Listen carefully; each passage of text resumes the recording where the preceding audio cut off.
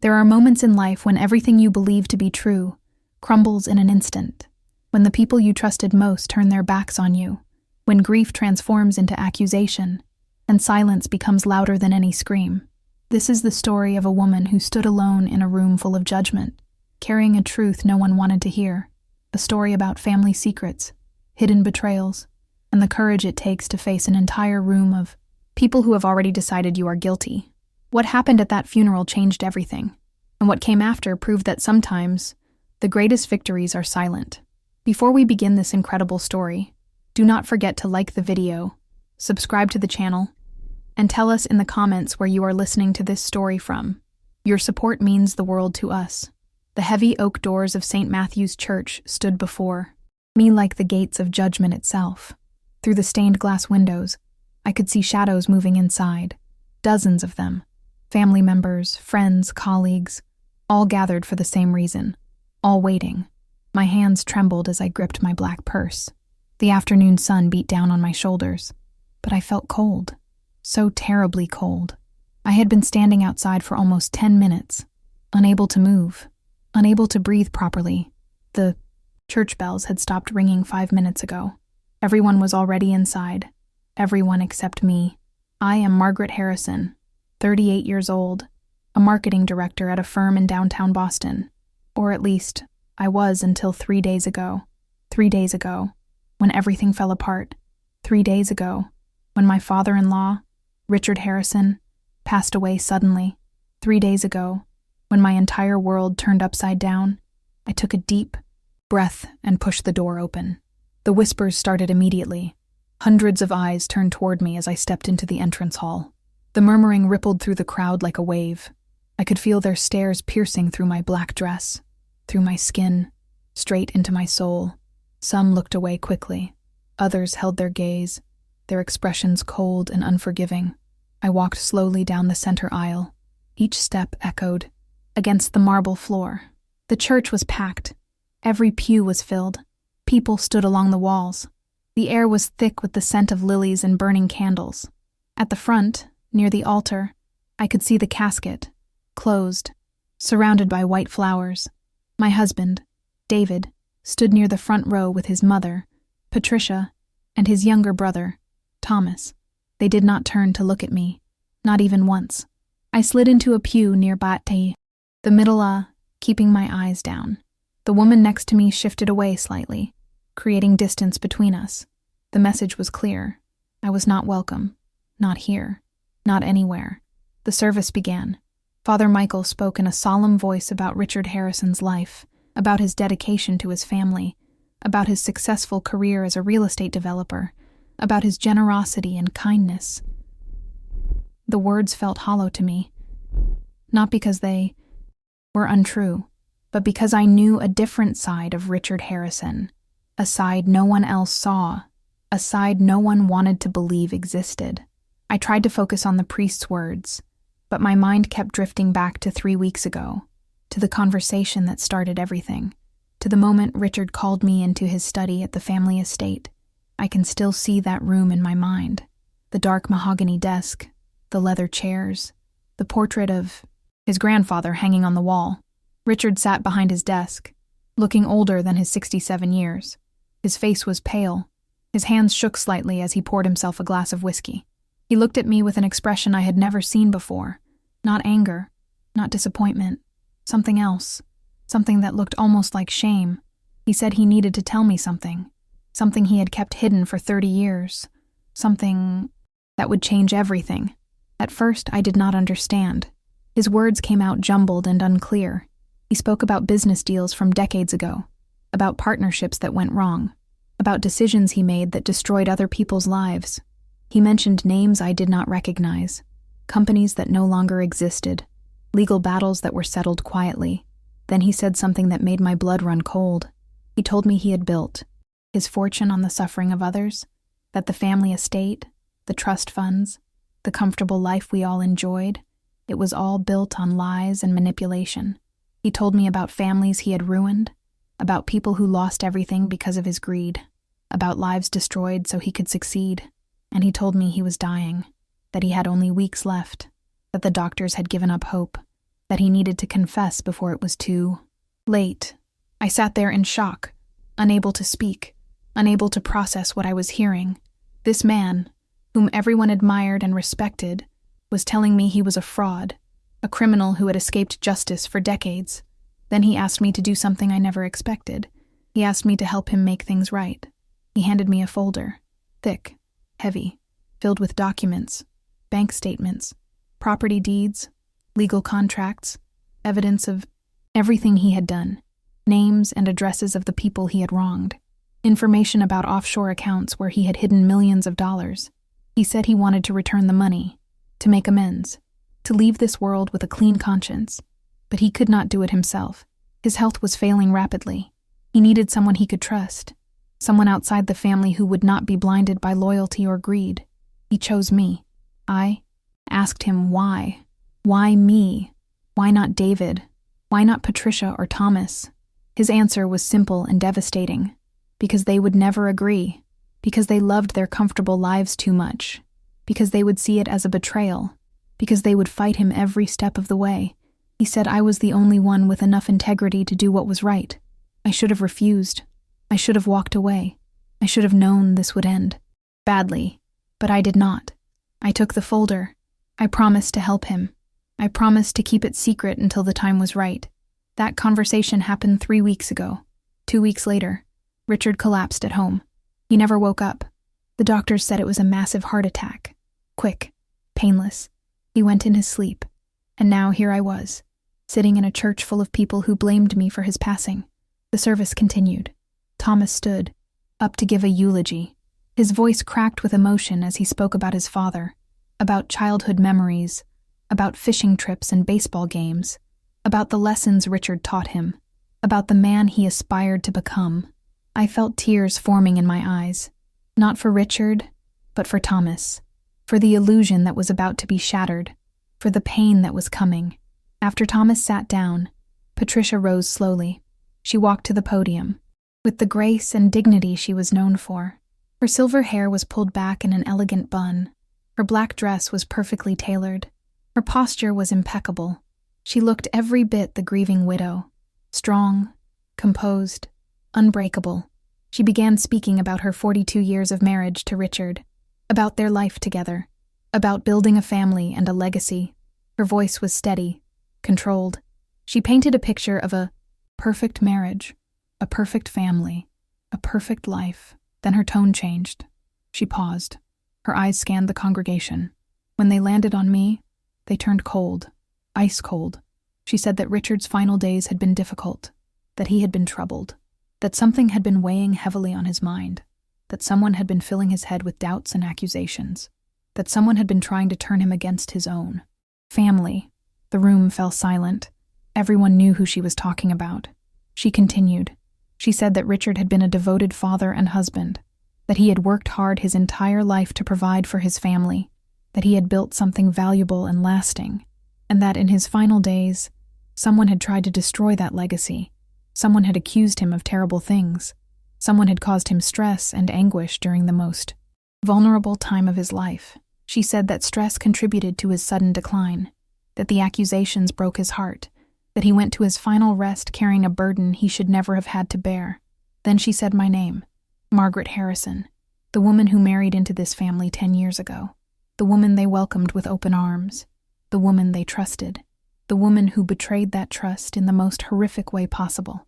She said I had accused Richard of crimes he never committed, that I had invented stories about his business dealings, that I had tried to convince him to give away his fortune to strangers, that I had filled his final days with guilt and shame over things that never happened.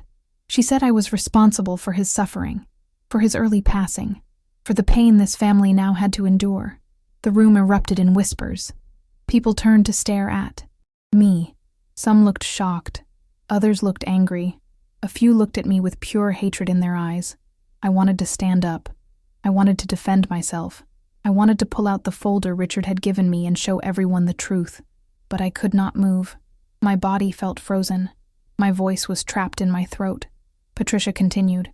She said the family had decided to conduct an investigation, that they would prove my accusations were false, that they would clear Richard's name and expose me as a liar, that justice would be served.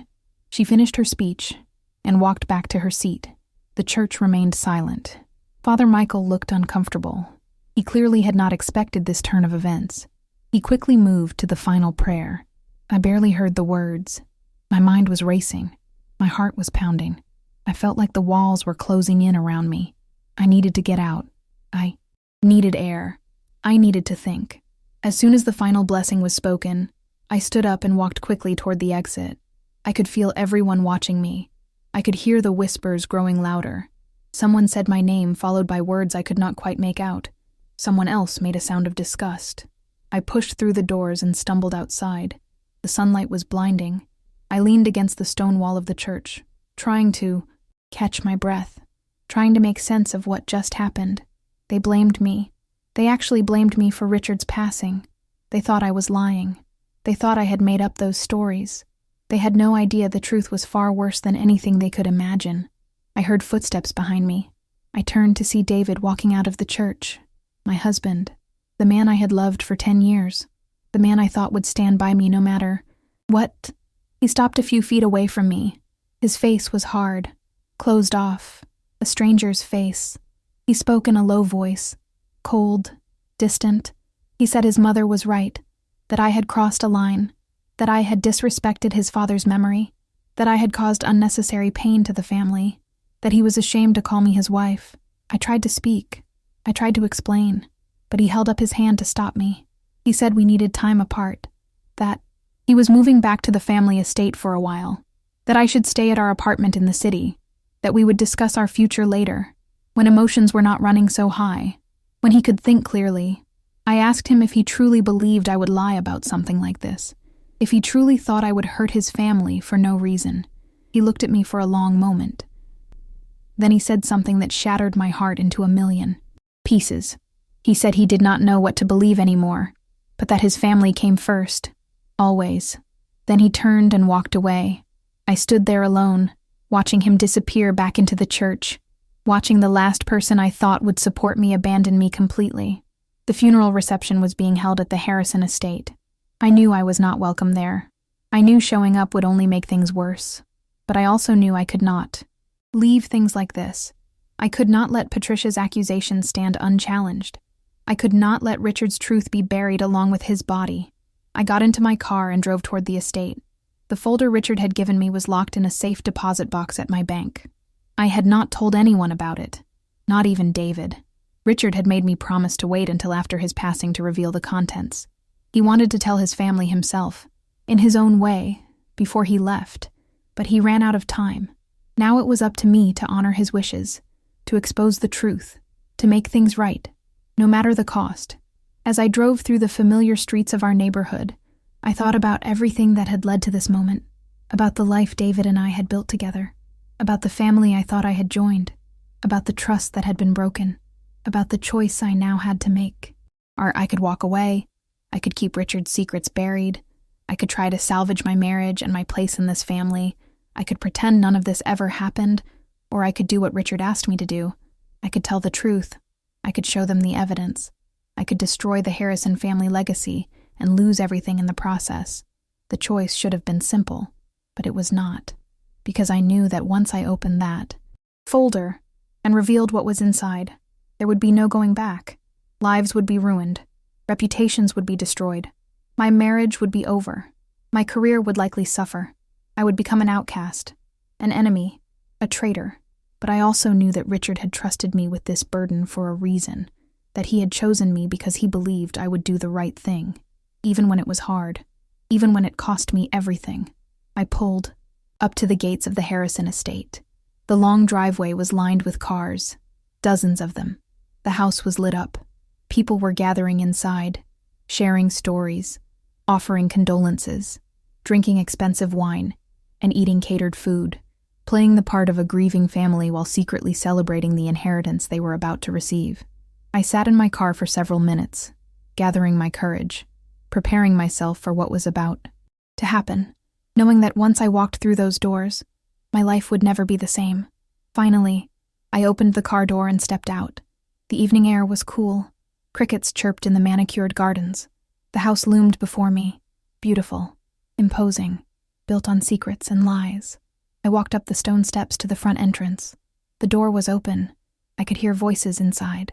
Laughter, music, the sound of normalcy, the sound of people who had no idea what was coming. I stepped inside. The entry hall was filled with people, family members, friends, business associates. They were holding glasses of wine and small plates of food, chatting, smiling. Some were even laughing. The initial shock of Richard's passing was beginning to wear off. Life was starting to return to normal. Then someone saw me. The conversation stopped. One by one, people turned to look. The room fell silent. All eyes were on me. Again. Patricia appeared at the top of the grand staircase. She descended slowly, her hand gliding along the polished banister. Thomas stood beside her. David was nowhere to be seen. Patricia stopped at the bottom of the stairs. She looked at me with an expression of pure contempt. She spoke loudly, clearly, making sure everyone could hear. She asked what I was doing here. She said, I was not welcome. She said I had already caused enough pain for one day. She asked me to leave immediately. I took a deep breath. My hands were shaking, but my voice was steady when I spoke. I said I had something important to share, something Richard wanted everyone to know, something that could not wait any longer. Patricia's eyes narrowed. She asked what I was talking about. I said Richard had entrusted me with information. Information about his past. Information about how he built his fortune. Information that would change everything they thought they knew about him. The room remained silent. Everyone was listening now, watching, waiting. Patricia laughed, a cold, bitter sound. She said I was delusional, that I was making up stories to justify my own guilt, that no one was interested in my lies. But I saw uncertainty flicker across her face. Just for a moment, she knew something was wrong. She could sense it. Thomas stepped forward. He asked what kind of information I was talking about. His voice was calmer than his mother's, more controlled, but I could hear the suspicion underneath. I told them about the folder, about the documents Richard had given me, about his confession, about the people he had wronged, about the money he wanted to return, about his desire to make amends. Before he passed, the room exploded into chaos. People started talking all at once, asking questions, demanding explanations. Patricia's face turned red. She shouted that I was lying, that I was trying to destroy Richard's reputation, that I would not get away with this. But others were not so sure. Some of the older family members looked troubled, like pieces of a puzzle were suddenly falling into place, like they remembered things they had tried to forget. Thomas raised his hand for silence. When the room quieted down, he looked directly at me. He asked where this folder was. He asked if I had it with me. I shook my head. I said it was in a safe place, that I would bring it tomorrow, that everyone deserved to see the truth with their own eyes. Patricia screamed that I was stalling, that I was making excuses, that there was no folder, no documents, no evidence, just lies and manipulation. But Thomas looked uncertain now. He asked his mother if she knew anything about this, if Richard had ever mentioned anything unusual to her in his final days. Patricia's expression hardened. She said Richard had been confused toward the end, that his medication had affected his thinking, that he had said many strange things that made no sense, that I had taken advantage of his vulnerable state. I felt anger, rising in my chest. Anger I had been holding back all day, all week. I spoke louder than I intended. I said Richard was not confused, that he knew exactly what he was doing, that he had been carrying this burden for 30 years, that he wanted to die with a clear conscience, that he trusted me to help him because no one else would. David suddenly appeared from another room. He walked toward me. His face was a mixture of anger and pain. He asked why I had not told him about any of this, why I had kept it secret, why I had gone behind his back. I looked into his eyes, the eyes of the man I had promised to love and cherish, the man who was supposed to trust me, support me, believe in me. I told him the truth. I said Richard had asked me not to tell anyone until after he was gone, that he wanted to handle it himself, that he ran out of time, that I was only doing what he asked me to do. David shook his head. He said he did not believe me, that this sounded insane, that his father would never have done something like this without telling his family, that I must have misunderstood, or worse, that I was lying. Those words cut deeper than any knife. My own husband did not believe me. My own husband chose his family's reputation over my integrity. I looked around the room at all the faces staring at me, faces filled with anger, suspicion, and judgment. Not a single person looked at me with compassion. Not a single person asked if I was okay, if I needed help, if there was any truth to what I was saying. They had already decided. I was guilty. I was the villain. I was the outsider who had tried to tear this family apart. Patricia spoke again. Her voice was ice cold. She said I had 24 hours to produce this supposed evidence. If I could not, she would pursue legal action against me for defamation. She would make sure I lost everything. My reputation, my career, my marriage, everything. She said I was no longer part of this family, that I was banned from the estate, that if I ever set foot on this property again, she would have me arrested for trespassing. Then she turned to David. She told him to escort me out, to make sure I left immediately and did not. Come back. David looked at me. For a brief moment, I saw something in his eyes. Doubt, maybe even regret, but then it was gone. He nodded to his mother. He walked toward me and gestured to the door. He did not touch me, did not speak, just waited for me to move. I looked at him one more time, hoping, praying, begging silently for him to believe me, to stand by me, to remember the vows we made to each other 10 years ago. But he said nothing. His face was blank, closed off. The man I married was gone. I turned and walked out of the house, out of the estate, out of the life I had built. Behind me, I could hear the whispers starting again. The judgment, the accusations, the certainty that they were right and I was wrong. I got into my car and drove away. In my rearview mirror, I watched the house disappear. The house where I had spent countless holidays and family dinners. The house where I had felt welcome and loved. The house that was now forbidden to me. As I drove through the darkening streets, I realized something. This was not just about Richard's confession anymore.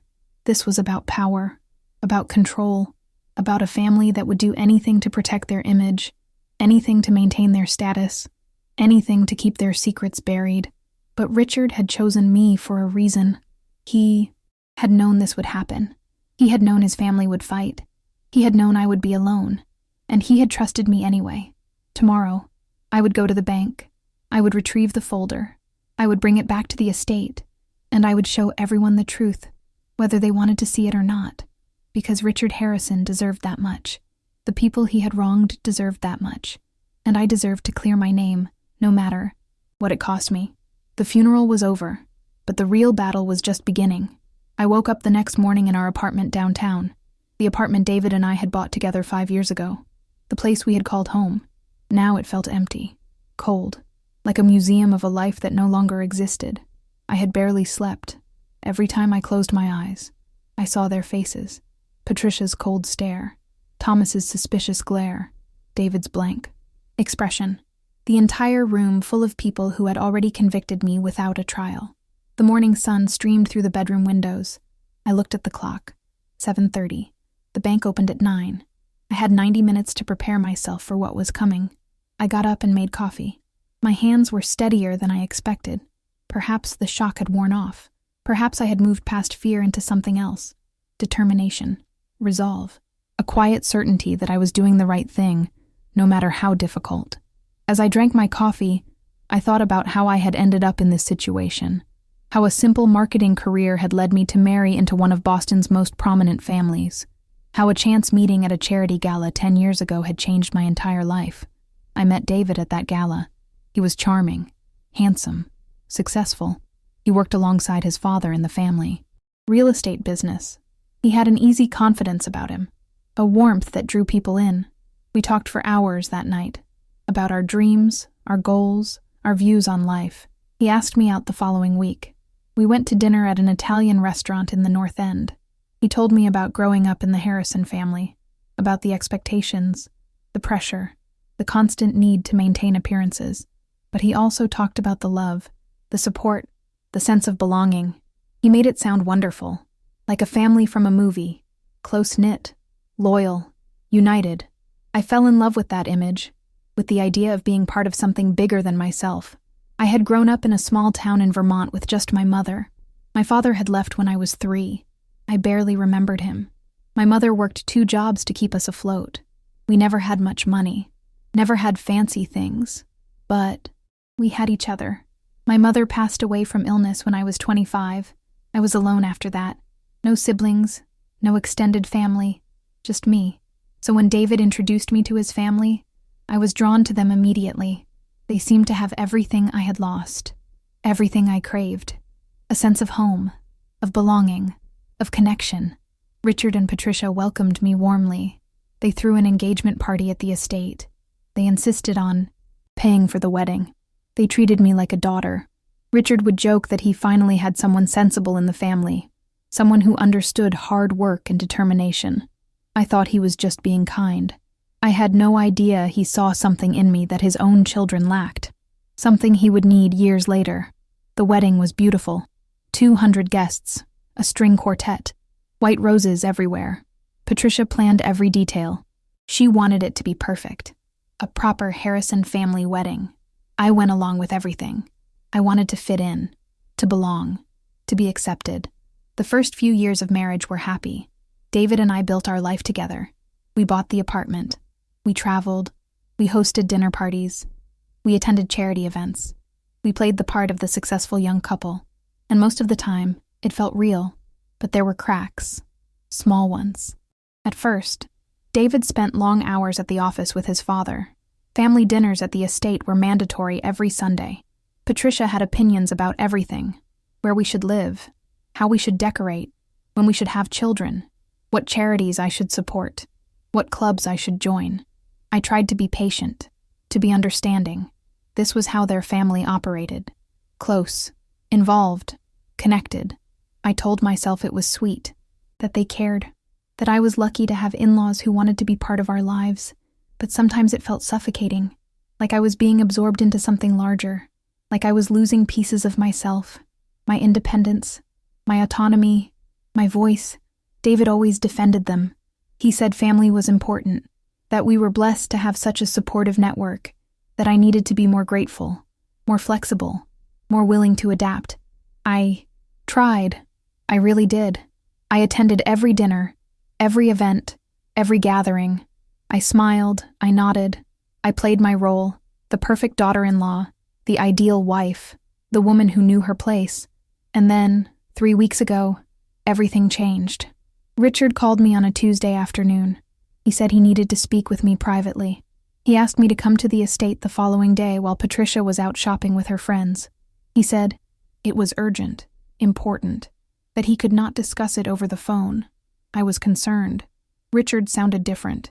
His voice was shaky, uncertain, not at all like the confident businessman everyone knew. I agreed to meet him. The next day, I drove to the estate. The house was quiet, empty except for Richard. He was waiting for me in his study, the room where he conducted all his important business, the room where he had closed deals worth millions of dollars, the room where he had built his empire. But that day, he looked small, diminished, like the weight of the world was crushing him. He poured himself a whiskey. His hands trembled. He offered me a drink, but I declined. I sat across from him and waited, wondering what could possibly have him so shaken. He started talking, slowly at first, then faster. The words poured out like water from a broken dam. 30 years of secrets. 30 years of lies. 30 years of guilt.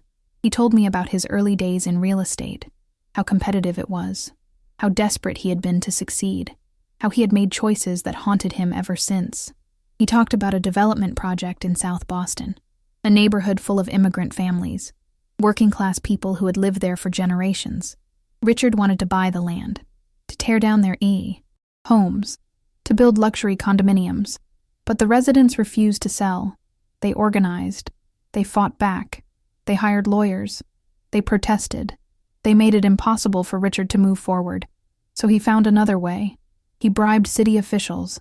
He falsified inspection reports. He manufactured code violations. He made life unbearable for those families until they had no choice but to leave. Some lost their homes. Some lost their businesses. Some lost everything. Richard bought the land for a fraction of its value. He built his condominiums. He made millions. The Harrison family fortune was born. But that was just the beginning. Over the years, He repeated the same pattern.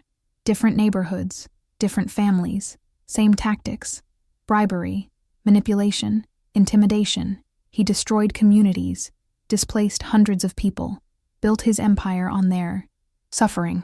He kept detailed records, bank statements showing payments to corrupt officials, contracts with falsified signatures, letters from lawyers threatening legal action against innocent people, evidence of everything he had done.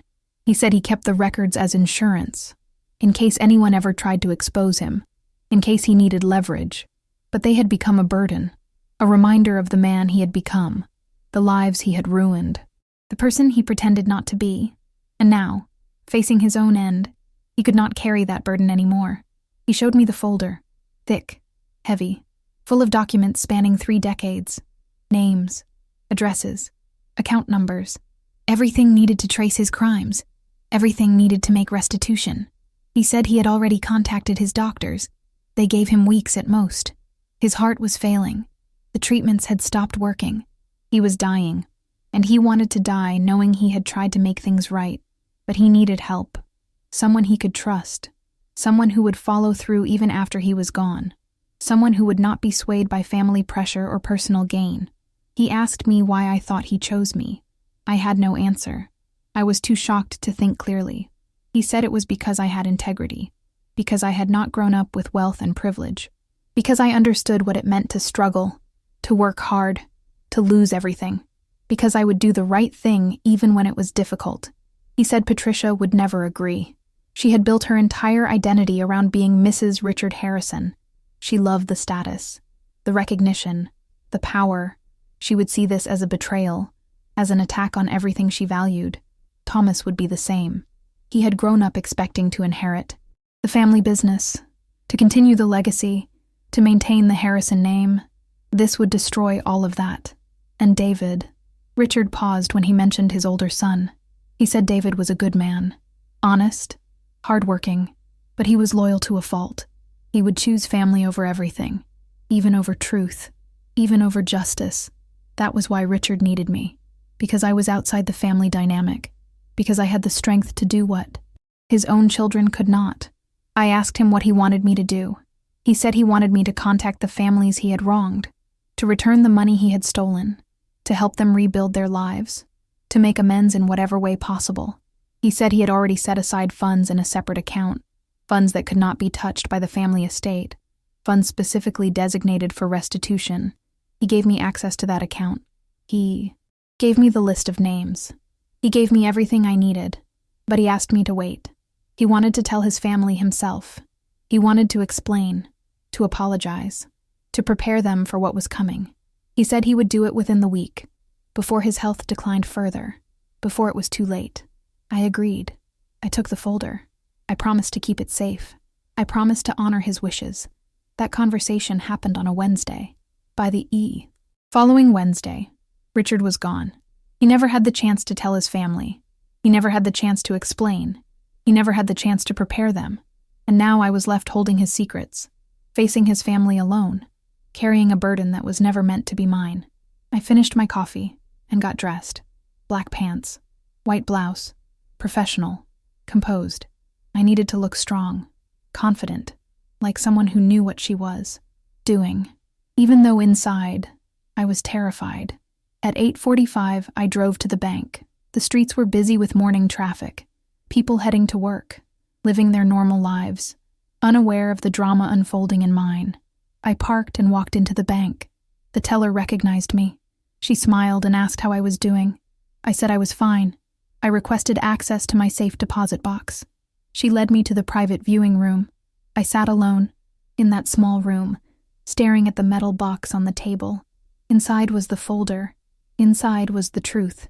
Inside was everything that would either vindicate me or destroy me. I opened the box. The folder was exactly where I had left it.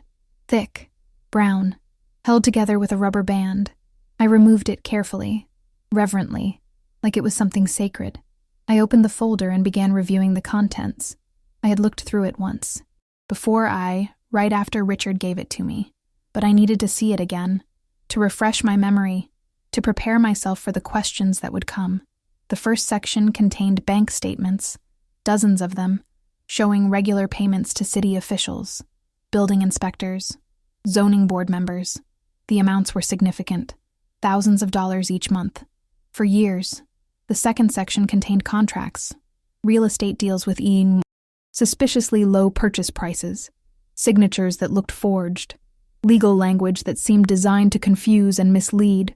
The third section contained letters, some from lawyers threatening lawsuits, some from families begging for mercy, some from Richard himself, coldly refusing to negotiate, demanding compliance, threatening consequences. The fourth section contained photographs, images of neighborhoods before and after development, pictures of families being evicted, children crying on front steps, elderly people carrying boxes from homes they had lived in for decades.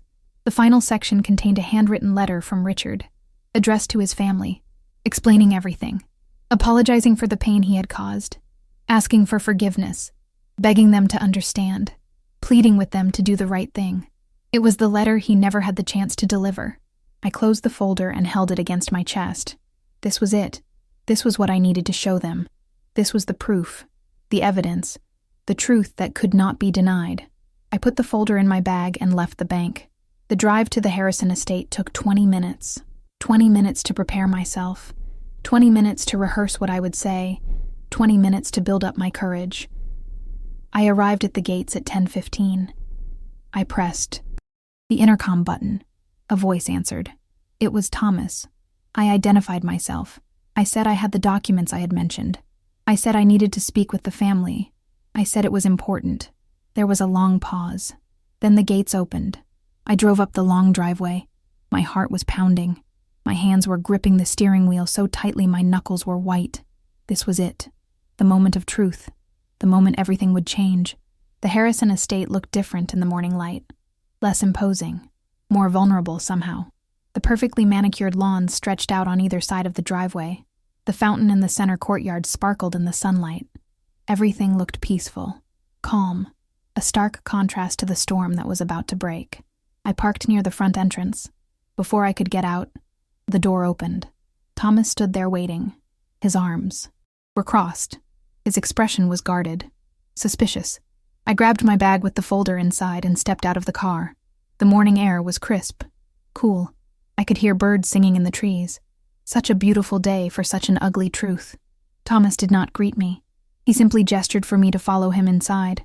We walked through the entry hall, the same hall where I had been confronted yesterday, where Patricia had banned me from the property, where my husband had chosen his family over me. We entered the library, a large room with floor-to-ceiling bookshelves, dark wood paneling, leather furniture, a massive fireplace. This was where the family held important discussions, where decisions were made, where power was exercised. Patricia sat in a high-backed chair near the window. She looked composed, elegant, every hair in place, every detail of her appearance, carefully controlled. She did not stand when I entered. She barely acknowledged my presence. David sat on the sofa. He looked tired, like he had not slept either. His eyes met mine briefly before looking away. That small gesture hurt more than anything Patricia had said yesterday. Thomas closed the door behind us. He took a position near his mother, a united front. The Harrison family against the outsider. Against me, Patricia spoke. First, her voice was cold, clipped. She said, I had 24 hours to produce evidence. Those 24 hours were almost up. She asked if I had brought what I promised, or if this was another waste of their time. I took a deep breath. I reached into my bag and pulled out the folder. I held it up so everyone could see. I said this was what Richard had given me. This was the truth he wanted them to know. This was why he had been so troubled in his final days. Thomas stepped forward. He held out his hand. He said he would examine the documents first, that he would determine if they were legitimate, that he would not allow me to spread lies about his father. I hesitated. Once I handed over that folder, I would lose control of the situation. They could destroy it, hide it, deny everything. But I had no choice. This was why I came. This was what Richard had asked me to do. I gave Thomas the folder. He opened it slowly, carefully, like he was diffusing a device that might explode. He pulled out the first document, A bank statement. His eyes scanned the page. His expression changed. Confusion, then recognition, then something darker. He pulled out another document, then another. He read each one carefully. His face grew paler with every page. His hands started to shake. Patricia noticed. She stood up and walked over to him. She asked what he was looking at. What could possibly be so disturbing? Thomas did not answer. He just handed her the papers. Patricia began reading. I watched her face closely, watched the moment when realization hit, when understanding dawned, when the carefully constructed image of her husband began to crumble. She looked up at me. Her eyes were wide, shocked. For the first time since I had known her, Patricia Harrison, looked genuinely rattled. She asked where I got these documents, how I obtained them, whether I had fabricated them somehow. I explained everything.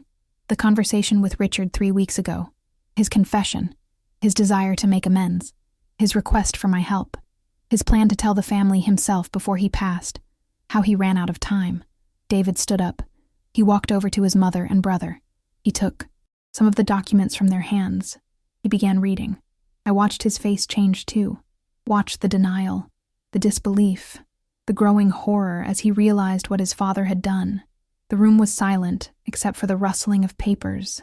The three of them passed documents back and forth, reading, processing, trying to make sense of what they were seeing. Finally, Patricia spoke. Her voice was different now, quieter, less certain. She said these documents proved nothing, that they could have been forged, that anyone could create fake bank statements and contracts, that this was not real evidence. But her words lacked conviction. She knew. They all knew. These documents were real. The signatures were real. The account numbers were real. Everything was real. Thomas sat down heavily in a chair. He put his head in his hands. He said he could not believe it. That his father was a good man. That he had built something valuable. That this had to be a mistake. Some kind of misunderstanding. I told him there was no mistake. That Richard had been very clear. That he had kept these records for 30 years. That he had lived with this guilt every single day. That he wanted to make things right before he left this world. David looked at me, really looked at me, for the first time since this whole nightmare began. He asked why Richard had chosen me, why he had not come to his family, why he had trusted an outsider with something so important. I repeated what Richard had told me, that he knew his family would not accept it, that they would fight him, that they would choose to protect the family reputation over doing what was right, that he needed someone who would follow through no matter what. Patricia's face hardened again. The shock was wearing off. The protective instincts were kicking in. She said, even if these documents were real, even if Richard had done these things, it was in the past. Ancient history. Nothing could be changed now. Nothing could be fixed. Exposing this would only hurt innocent people, hurt the family, destroy the legacy Richard had built. I said that was exactly what Richard feared. That his family would care more about reputation than justice, more about money than morality, more about protecting themselves than helping the people who had been harmed. Patricia's eyes flashed with anger. She said I had no right to judge them, no right to come into their family and tear it apart, no right to destroy everything they had worked for. I reminded her that I did not create this situation. Richard did. I was only trying to honor his final wishes, to do what he asked of me.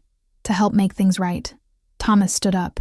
He was pacing now, running his hands through his hair. He said there had to be another way, some way to handle this quietly, to make restitution without going public, without destroying the family name, without admitting guilt.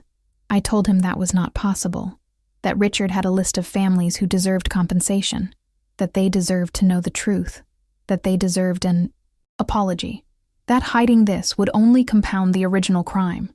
David spoke again. He asked what I expected them to do, what my plan was, what I thought would happen next.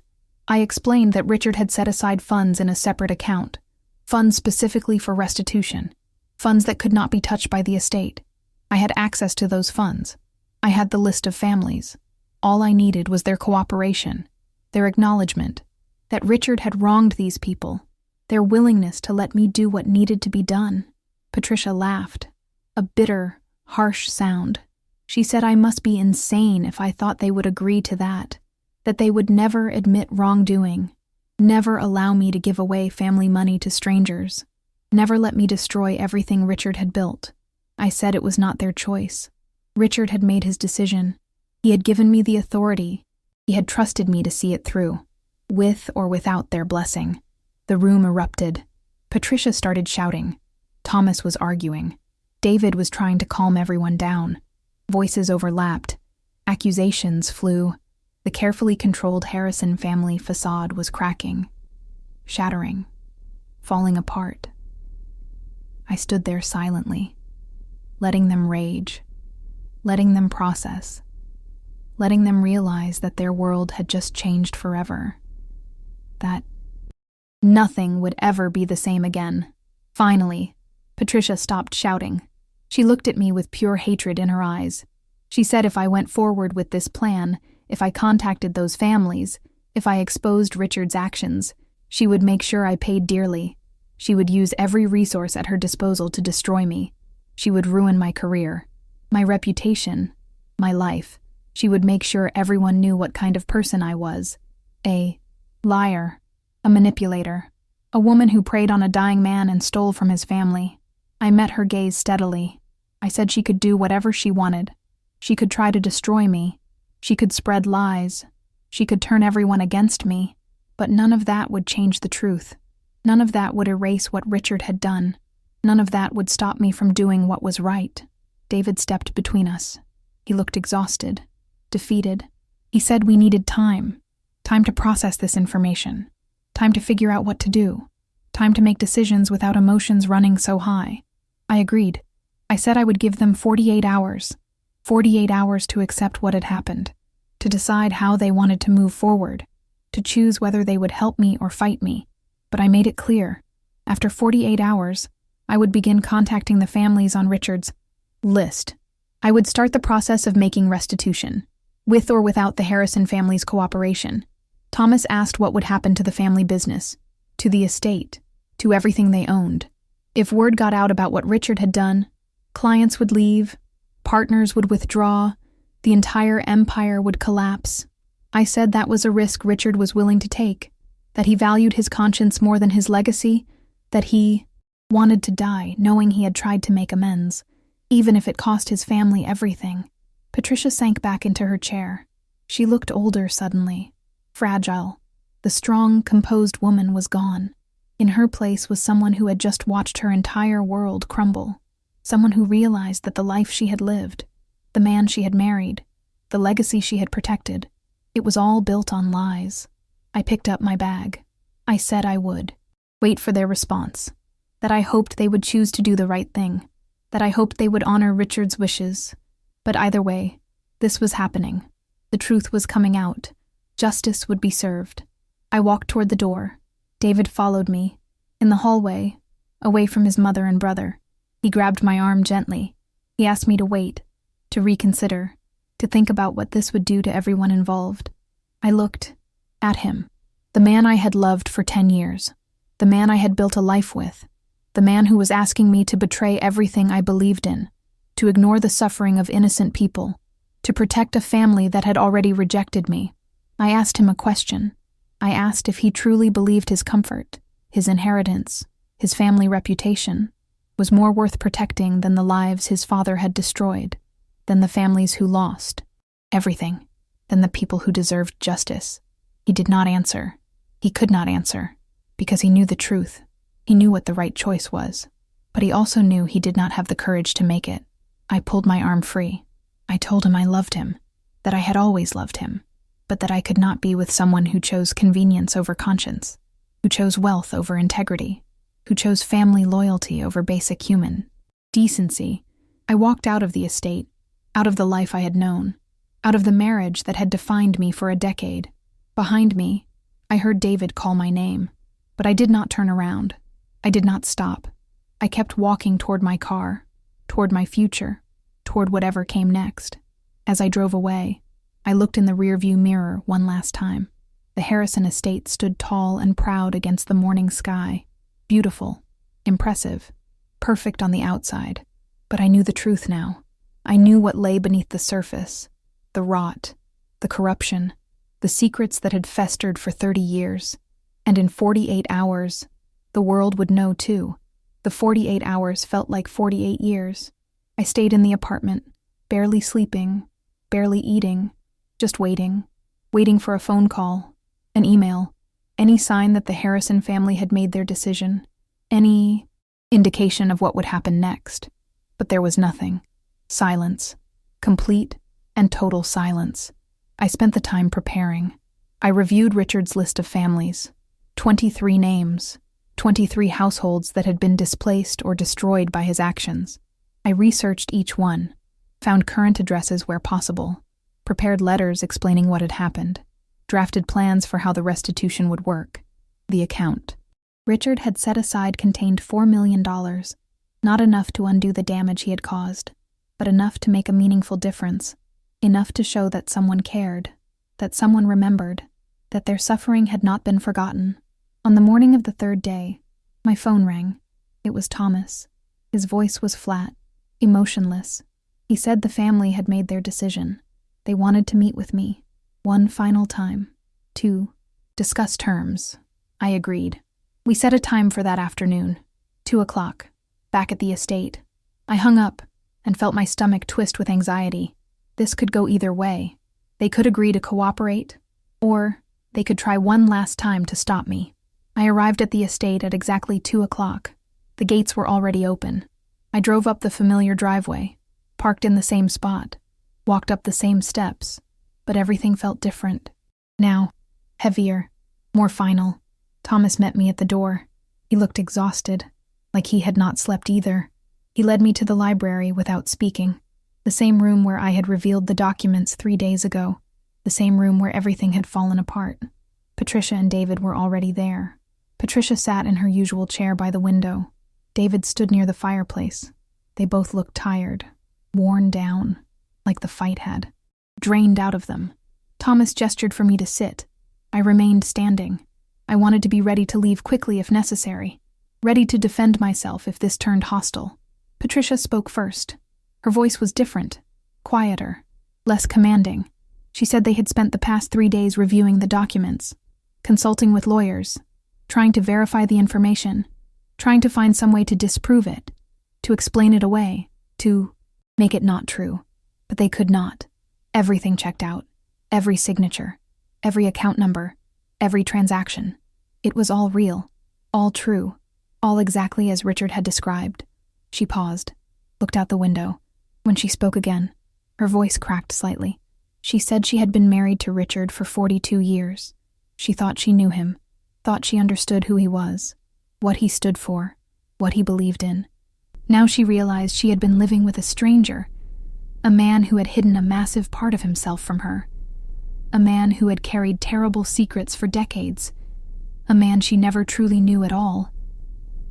Thomas added that he had idolized his father, built his entire career around following in Richard's footsteps, learning from him, becoming like him. Now he did not know what any of that meant, whether anything he learned was worth knowing, whether the man he admired even existed. David said nothing. He just stared at the floor. His silence spoke volumes. I waited. Let them process. Let them grieve. Let them come to terms with the reality they could no longer deny. Finally, Patricia looked at me. She said they had a proposal, a compromise, a way to handle this situation that would minimize damage to everyone involved. I listened carefully. She said they would allow me to proceed with the restitution. They would not fight me. They would not interfere. I could contact the families. I could distribute the funds. I could do everything Richard had asked me to do. But there was a condition. I had to do it quietly, privately, with no public acknowledgement of wrongdoing, no press releases, no media coverage, no public apology. The families would receive their money, but the Harrison name would remain protected. The family reputation would stay intact. The business would continue as normal. She said this was the best option for everyone. The families would get compensation. Justice would be served. But innocent people, current employees of Harrison Development, future clients, would not be punished for Richard's mistakes. The family business employed over 200 people. Those jobs would be protected. Those families would not suffer. Thomas said they had already spoken to their lawyers.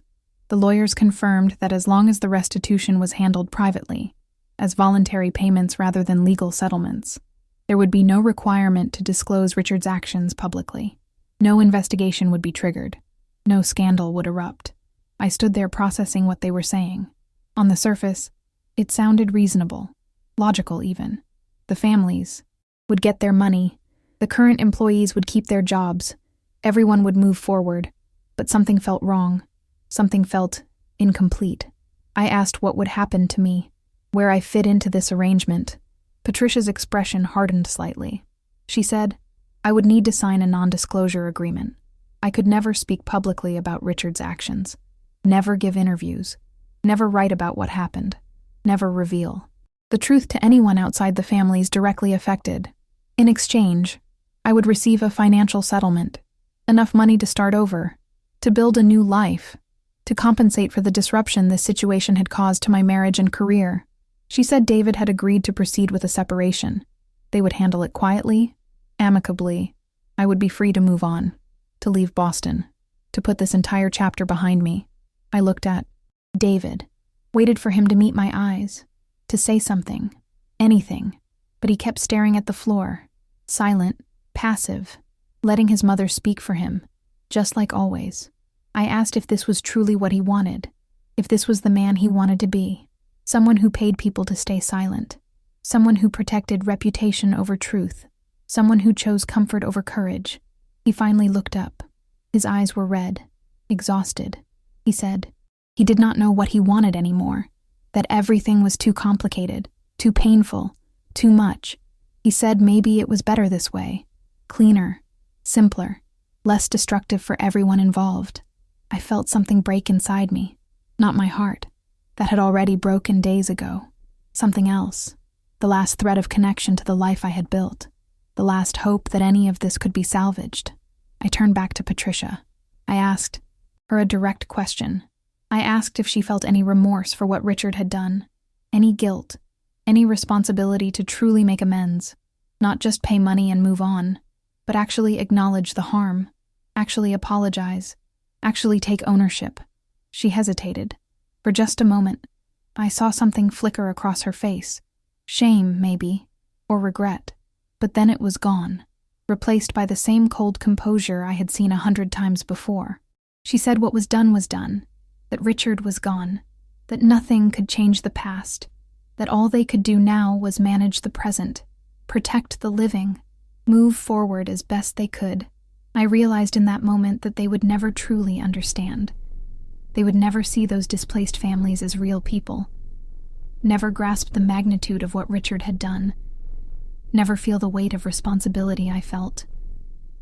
To them, this was just a problem to be solved, a scandal to be avoided, a financial transaction to be completed. I told them I needed time to think, that their proposal required careful consideration, that I could not make such an important decision in this moment.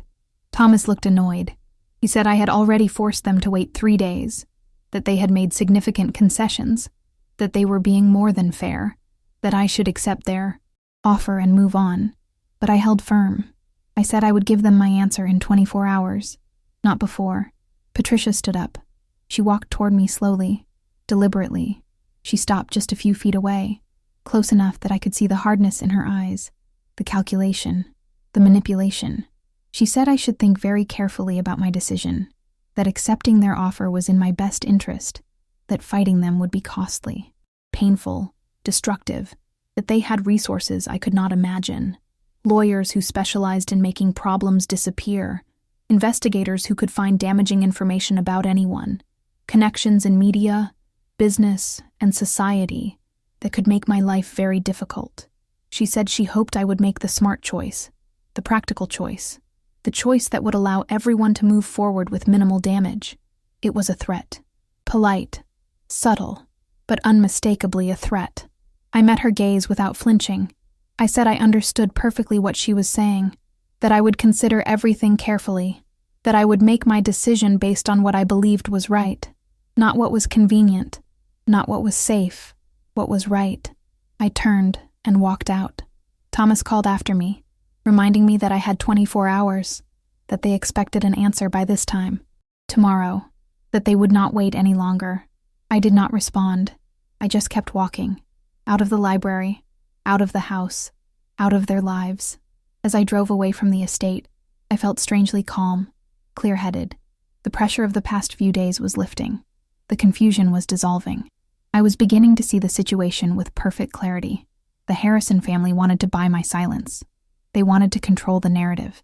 They wanted to protect their image while doing the bare minimum to address Richard's crimes. They wanted justice on their terms. Convenient justice. Comfortable justice. Justice that did not require them to truly change or grow or face consequences. But that was not the justice Richard had wanted. That was not what he had asked me to do. He had not asked me to make a quiet deal, to accept money in exchange for silence, to let his family off easy. He had asked me to tell the truth, to contact the families, to let them know what happened, to give them the choice of how to respond, to empower them instead of silencing them. And that was exactly what I was going to do. I spent that evening drafting a different kind of letter, not just to the families on Richard's list, but to journalists, community organizations, legal advocacy groups, people who would care about what had happened, people who would amplify the voices of those who had been harmed, people who would not let this story be buried. I detailed everything: Richard's confession, the documents, the evidence, the Harrison family's attempt to handle it privately, their offer to buy my silence, their threat to destroy me if I refused. I explained that I was not doing this for revenge, not to hurt the Harrison family, but because the people who had been displaced deserved more than quiet compensation. They deserved acknowledgement, validation, public recognition of what had been done to them. They deserved the truth. I finished the letters just before midnight. I saved them, prepared them for sending. All I had to do was press a button. One click, and the truth would spread. The story would break. The Harrison family's carefully protected image would shatter. But I did not send them. Not yet. I had promised them 24 hours. I would keep that promise. I would give them one final chance to do the right thing, to choose truth over image, justice over reputation, conscience over convenience. I went to bed that night feeling more at peace than I had in weeks. I had made my decision. I knew what I was going to do. Whatever happened next, I would face it with integrity, with courage, with the knowledge that I had honored Richard's trust, that I had stood up for people who could not stand up for themselves, that I had chosen what was right over what was easy. The next morning, I woke up early, made coffee, checked my email. There was a message from David. Sent at 3 a.m. I opened it with trembling hands. The message was short, just 3 sentences. But those 3 sentences changed everything. He said he could not live with himself if he let this happen. He said he was going to tell the truth. He said he was sorry for everything. I stared at the screen in disbelief. David was going to tell the truth. My husband, the man who had chosen his family over me time and time again, the man who had stood silently while his mother threatened me, that man was finally finding his courage. My phone rang. It was David. I answered. His voice was shaky, but determined. He said he had spent all night thinking, remembering, processing.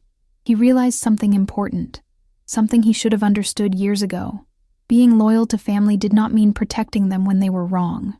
It meant holding them accountable, helping them become better, standing up for what was right even when it was hard, especially when it was hard. He said he was going to support me. He was going to stand with me. He was going to help me contact those families. He was going to publicly acknowledge what his father had done. He was going to do whatever it took to make real amends, true justice, not the convenient, quiet version his mother wanted. He said his mother and brother would be furious, that they might cut him off, disinherit him, disown him, but that did not matter anymore. What mattered was doing the right thing. Finally, after all this time, doing what should have been done from the beginning. I did not know what to say. Part of me wanted to believe him, to trust him, to accept this change, but another part of me remembered all the times he had let me down, all the times he had chosen his family over me, all the times he had been too weak to stand up for what was right. I asked him why. Why now? Why after everything that had happened? Why when it It was almost too late. He was quiet for a moment. Then he said something that surprised me. He said his father had called him 2 days before he passed away. David had forgotten about it until last night. Forgotten because the conversation seemed so strange at the time. So out of character, Richard had told David to trust me, to believe me, to support me no matter what happened, to remember that sometimes the hardest choices were the most important ones, to remember that integrity mattered more than comfort, that doing right mattered more than looking good. At the time, David had not understood, but now he did. Richard had known. He had known his family would fight. He had known they would pressure me. He had known David would be torn between loyalty and conscience. And Richard had tried, in his final days, to prepare his son, to give him one last lesson, one last piece of guidance, one last chance to become the man Richard wished he had been. David said he was not going to waste that chance. Not anymore. 2 hours later, David and I sat together in our apartment. Our apartment. For the first time in weeks, it felt like our space again. Not his family's. Not theirs. Ours. We spent the morning going through Richard's list together, planning how to approach each family, deciding what to say, how to explain, how to apologize on behalf of a man who could no longer speak for himself. David's phone rang constantly.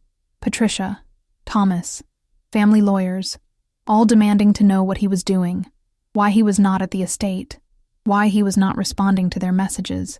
He ignored every call. At noon, we drove to the first address on the list, a small house in South Boston, the neighborhood Richard had destroyed 30 years ago to build his first luxury development. Most of the original families were long gone, scattered across the city, across the country. But a few remained. A few had managed to rebuild their lives in nearby areas. The house belonged to Maria Santos. She was 73 years old now. According to Richard's notes, she had owned a small bakery in the original neighborhood, a bakery that had been in her family for 2 generations. When Richard forced the residents out, she lost everything. The bakery, her home, her livelihood, her community. We knocked on the door. A small woman with gray hair and kind eyes answered. She looked at us curiously. 2 strangers in business clothes standing on her doorstep. David introduced himself. He said his name was David Harrison, son of Richard Harrison. He watched her face change, watched recognition dawn, watched her expression harden. She started to close the door. David spoke quickly. He said we were not there to cause trouble, that we had information about what happened to her neighborhood 30 years ago, that his father had wanted to make amends before he passed, that we were there to help if she would let us. Mariah hesitated. Her hand remained on the door, ready to slam it shut, but something in David's voice must have reached her. Something genuine, something honest. She opened the door wider and invited us inside. We sat in her modest living room. The furniture was old but well-maintained. Family photographs covered the walls. Children, grandchildren, a life rebuilt from ruins. David explained everything. He told her about his father's confession, about the documents, about the guilt Richard had carried for decades, about his desire to return what he had taken, about the funds set aside specifically for restitution. Maria listened in silence. Her expression was unreadable. When David finished, she sat quietly for a long moment. Then she began to speak. She told us about the bakery, about learning to bake from her mother and grandmother, about the regular customers who became like family, about the pride she felt in creating something valuable, something that brought joy to people, something that connected her community. She told us about the day the inspectors came, about the violations they claimed to find, violations that had never existed before, about the fines she could not afford to pay, about the threats, the pressure, the fear. She told us about watching her business collapse, about losing the building, about having to move her family into a tiny apartment across town, about working minimum wage jobs just to survive, about the shame, the anger, the sense of injustice that never went away. She said she had always known something was wrong, that the whole situation felt orchestrated, deliberate, but she had no proof, no resources to fight back. No way to hold anyone accountable. So she buried her anger, focused on survival, on rebuilding what little she could. When she finished speaking, there were tears in her eyes, and in mine, and in David's. David pulled out a check. It was made out to Maria Santos for $200,000. Money from the account Richard had set aside. Money meant to restore what had been stolen, to acknowledge what had been destroyed. Maria stared at the check. Her hands trembled as she took it. She said she did not know what to say, that she had never expected anything like this, that she had made peace with what happened years ago, accepted, that justice would never come. David told her this was not enough, that no amount of money could undo the past, could restore what she had lost, could give back the years of struggle and pain. But it was what his father had wanted, what he should have done decades ago, what David was determined to see through now. Maria looked at both of us. She said something I will never forget. She said the money was appreciated, would be helpful, would make life easier for her and her family. But what mattered more was that someone had finally acknowledged what happened. Someone had finally told the truth. Someone had finally said she was right to be angry, right to feel wronged, that she had not imagined it, that she was not crazy or bitter or paranoid. She said being heard, being believed, being validated, that was worth more than any check. We visited 4 more families that day. Each conversation was different. Some were angry, some were grateful, some were suspicious. But all of them had the same reaction when we acknowledged what Richard had done, when we said the words out loud, when we validated their experiences and their pain. They had been right all along. They had been wronged, and someone was finally admitting it. By the time we got home that evening, we were exhausted, emotionally drained, but also strangely energized. We had done something meaningful, something right, something that actually helped people who had been suffering in silence for decades. David's phone had 37 missed calls, 23 voicemails, dozens of text messages, all from his family, all increasingly desperate and angry. He listened to one voicemail on speaker. It was Patricia. Her voice was cold, furious. She said he was making the biggest mistake of his life, that he was betraying his family, that he would regret this decision forever, that he was no longer welcome at the estate, that his inheritance was being revoked, that he was cut off, financially, emotionally, completely. David deleted the voicemail without responding. He looked at me and smiled. A real smile. The first genuine one I had seen in weeks. He said he felt lighter, freer, like a weight had been lifted from his shoulders. A weight he had been carrying his entire life without even realizing it. Over the next 3 weeks, we contacted every family on Richard's list. Some meetings went well, others were difficult.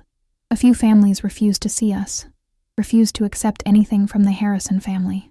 Their anger was too deep, their wounds too fresh despite the passage of time. But most were willing to listen, willing to hear the truth, willing to accept the acknowledgement and the compensation, willing to begin the process of healing. The story broke in the local news after 2 weeks. One of the families we contacted decided to go public, to share their experience, to make sure Richard Harrison's crimes were not forgotten, that his legacy included both his successes and his failures, both his accomplishments and his sins. The media coverage was intense. Reporters camped outside our apartment, outside the Harrison estate, outside the offices of Harrison Development. The story dominated local headlines for days. Wealthy real estate developer built empire on displaced families. Son exposes father's crimes decades later. Family torn apart by legacy of deception. Patricia and Thomas released a statement. They distanced themselves from Richard's actions, claimed they had no knowledge of what he had done, portrayed themselves as victims too, shocked and betrayed by his secrets. They never mentioned David, never acknowledged his role in bringing the truth to light. It was as if he had ceased to exist. The business suffered. Clients pulled out. Partners ended relationships.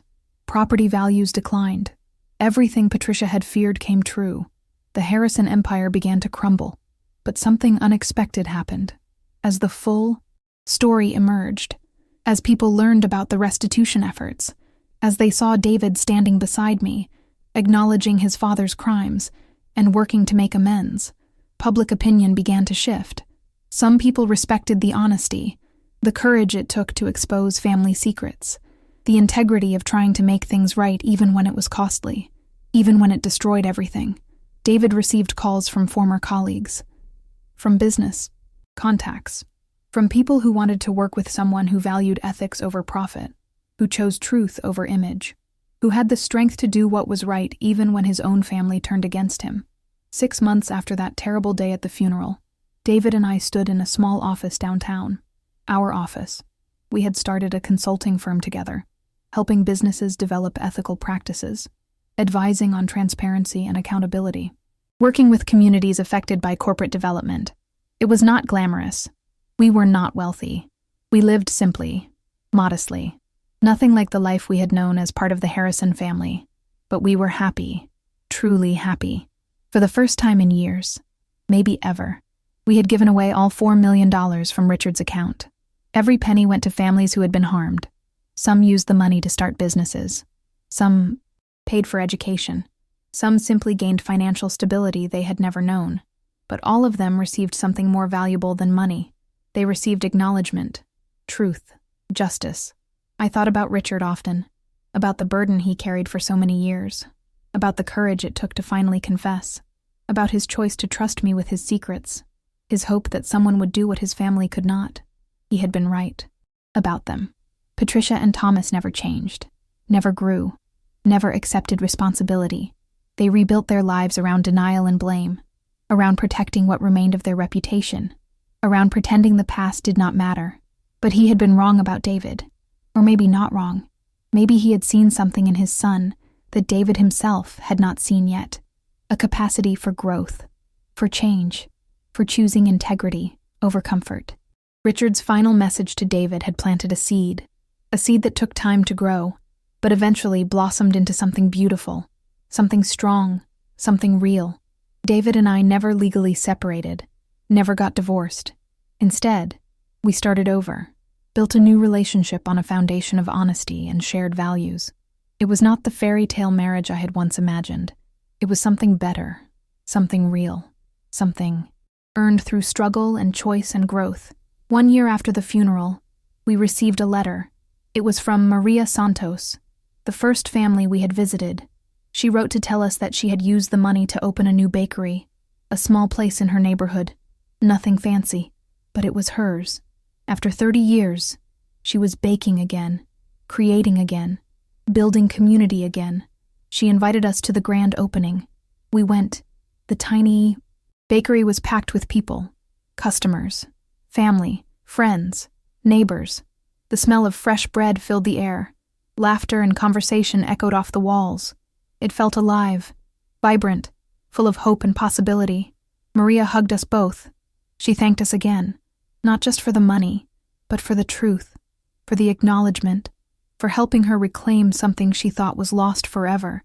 Not just the bakery, but her sense of dignity, her faith that justice could exist, her belief that someone cared. As we left that night, walking hand in hand down the busy street, I thought about everything that had happened, everything we had lost, everything we had gained. The price of truth had been high. My relationship with David's family was destroyed beyond repair. My comfortable life was gone. My sense of security was shattered. But in exchange, I had found something more valuable: purpose, integrity, the knowledge that I had honored a dying man's wishes, that I had helped people who desperately needed help, that I had stood for truth even when everyone told me to stay silent. Richard Harrison's funeral had been the worst day of my life. The day I stood alone in a room full of judgment. The day everyone pointed at me as the guilty one. The day my world fell apart.